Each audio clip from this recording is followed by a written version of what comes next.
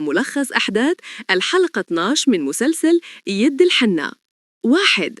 مرض رحمة. الموضوع الأساسي في هذه الحلقة هو الحالة الصحية ديال رحمة اللي كتلعب دورها الممثلة راوية. رحمة كتعاني من وجع في قلبها وكتحس بالنهدة، ومن بعد ما مشات عند الطبيب علمت باللي خصها عملية جراحية ضرورية ومستعجلة كتتقام ب8 مليون سنتيم. في الأول بغات تخبي الأخبار على أحمد وأولادها باش ما يزيدوهمش هم، ولكن منال عرفت الأخبار وحاولت تقنعها باللي خاص العائلة تعرف. 2. صدمة وفاء النحلة. ملي وفاء عرفت باللي ماماها رحمة مريضة وخصها 8 مليون تأثرت بزاف وحست باللي خصها تدير أي شيء باش تجيب الفلوس. هذا الضغط خلاها تفكر في عروض حسن اللي كيدير الماتشات ديال البوكس غير القانونية، حيث هذيك هي الطريقة الوحيدة السريعة باش تجمع هذا المبلغ الكبير. 3. أحمد ومحاولات توفير المال. أحمد حتى هو من اللي ساق الأخبار بمرض رحمة تقلبت عليه القفة.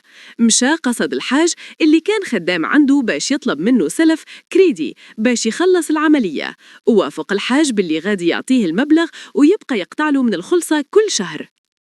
4. الغيرة والمنافسة في القاعة.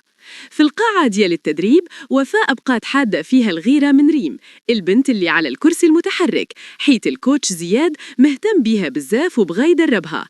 هاد شي زاد من التوتر ديال وفاء وخلاها تكون عنيفة أكتر في التدريب. 5. الماتش الليغل والنهاية الصادمة. وفاء تحت ضغط الحاجة للفلوس ديال عملية رحمة قررت تدخل للمباراة غير القانونية اللي نظمها عمر وحسن.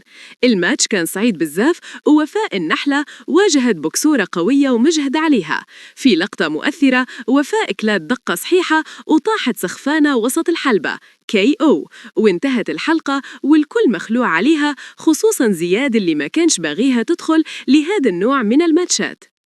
الخلاصة: الحلقة كانت مشحونة بالدراما والمواقف الصعبة، وبيّنت التضحية ديال وفاء على قبل جدتها، وهذه التضحية وصلتها للمستشفى في حالة خطيرة.